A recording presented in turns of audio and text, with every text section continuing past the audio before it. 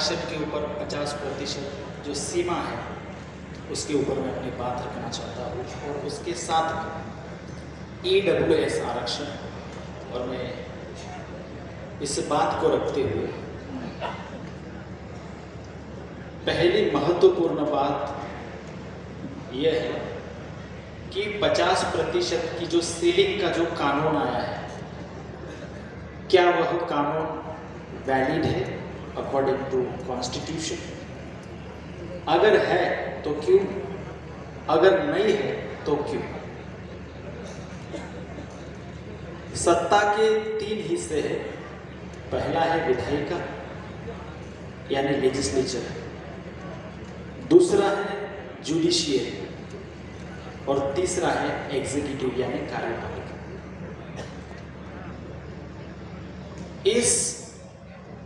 इन 3 हिस्सों में कानून बनाने का अधिकार लेजिस्लेचर यानी विधानसभा और लोकसभा को है, और जो कानून विधानसभा और लोकसभा में बनता है वह कानून संविधान के अनुरूप है या नहीं है, ये देखने का काम जुडिशियरी का है। संविधान की व्याख्या करने का अधिकार जुडिशियरी का है, मगर कानून बनाने का अधिकार जुडिशियरी को नहीं है।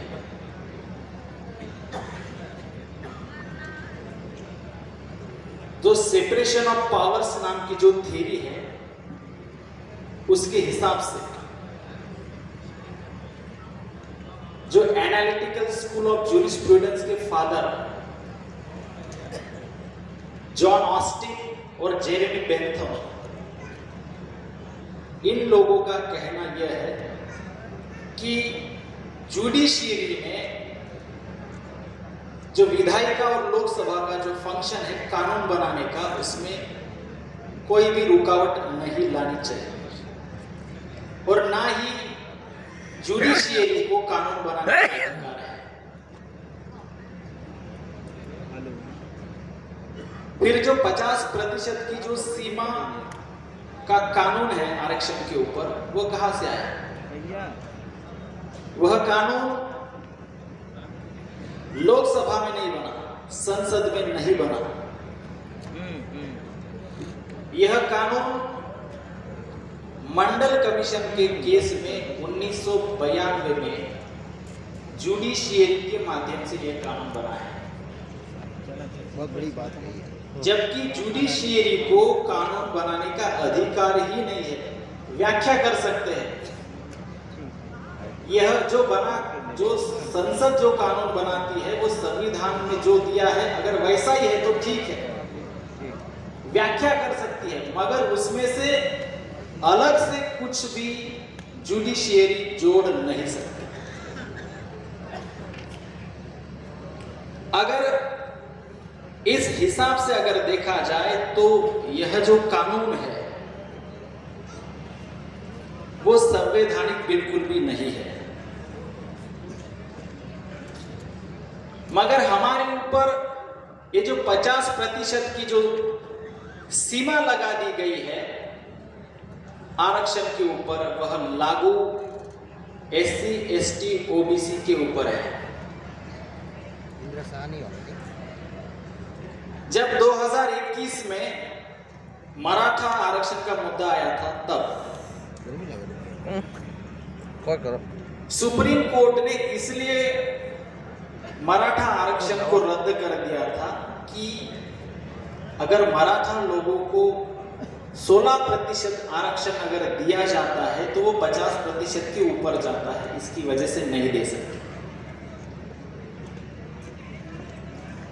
और जो डेटा महाराष्ट्र गवर्नमेंट ने सुप्रीम कोर्ट में दिया था वह डेटा साइंटिफिक नहीं है, ऐसा सुप्रीम कोर्ट का कहना था। मगर वही उसी डेटा को बॉम्बे हाई कोर्ट ने यह कहा था कि यह डेटा साइंटिफिक है। और तीसरी बात सुप्रीम कोर्ट ने यह कही थी कि 50% की सीमा को तोड़ा जा सकता है, मगर एक्स्ट्रा ऑर्डिनरी सिचुएशन में, किसी विशेष परिस्थिति में 50% की सीमा तोड़ी जा सकती है। मगर सुप्रीम कोर्ट ने कहा कि मराठा को आरक्षण देने के लिए कोई विशेष परिस्थिति नहीं है। महाराष्ट्र गवर्नमेंट ने यह बताया था कि मराठा समाज आत्महत्याग्रस्त है, कई लोगों ने आत्महत्या की है क्योंकि ये बैकवर्ड है, इसकी वजह से तो सुप्रीम कोर्ट ने इसको एक्स्ट्रा ऑर्डिनरी नहीं माना। मगर जब 7 नवंबर 2022 को ब्राह्मण एवं तत्सम ऊंचे जाति के लोगों को 10% देने का जब मुद्दा आया, वह मुद्दा सुप्रीम कोर्ट में गया और सुप्रीम कोर्ट ने कहा कि ये 10% आरक्षण देने से 50% सीमा का कोई हनन नहीं होता है। उसमें जस्टिस दिनेश माहेश्वरी ने यह कहा था कि जो 50% की जो सीमा है वह केवल मात्र SC, ST और OBC को लागू है, बाकी लोगों को लागू नहीं है, तो इससे कोई हनन नहीं होता, ऐसा उन्होंने बताया। यानी क्या रजिस्टर लेके घूम रहे 50% की सीमा SC, ST, OBC के आरक्षण के ऊपर नियंत्रण लगाने के लिए या फिर उसको रोकने के लिए लगाई गई है। मगर जब ब्राह्मण लोगों का मुद्दा आता है तो वह यह कहते हैं कि इससे 50% आरक्षण सीमा का इसके ऊपर कोई असर नहीं होता है क्योंकि ये SC, ST, OBC के लोग नहीं है।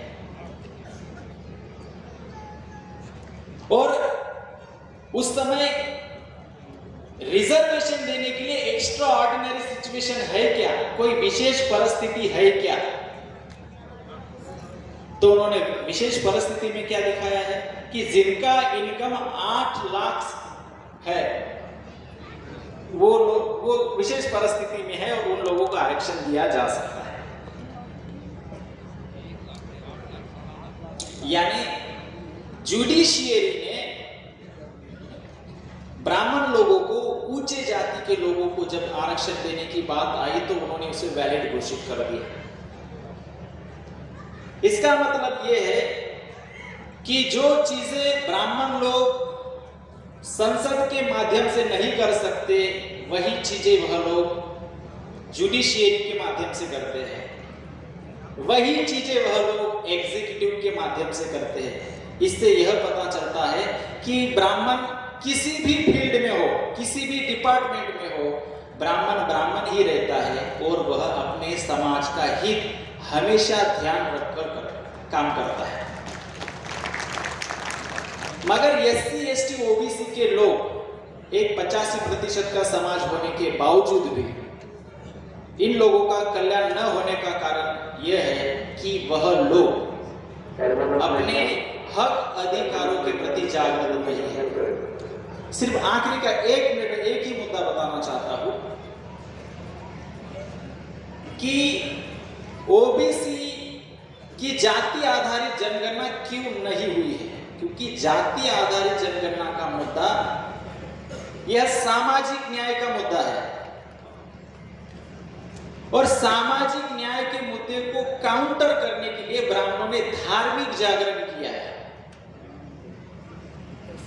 धार्मिक जागरण करके सामाजिक न्याय का मुद्दा जो आरक्षण है उसे उन्होंने काउंटर कर दिया। और अगर आज की तारीख में हम जाति आधारित जनगणना अगर चाहते हैं तो OBC समाज में सामाजिक जागृति किए बगैर हम यह काम नहीं कर सकते। और आज की तारीख में यह काम वामसेन एवं राष्ट्रीय पिछड़ा वर्ग मोर्चा ही कर सकता है। और आज की तारीख में राष्ट्रीय पिछड़ा वर्ग मोर्चा जो माननीय चौधरी विकास पटेल साहब के लीडरशिप में ऑल इंडिया में बहुत बड़े पैमाने पर मजबूती के साथ आगे बढ़ रहा है। इसको आगे बढ़ाने के लिए हम सभी लोगों ने साथ सहयोग करना चाहिए, उसके लिए समय देना चाहिए। मैं अपनी इतनी ही बात रखते हुए अपने 2 शब्द समाप्त करता हूँ। जयपुर निवासी धन्यवाद चौधरी जी। वक्ता के अगले कड़ी में अब मैं बुलाना चाहती हूँ मान्यवर विशाल लोमटे पाटिल साहब, जो कि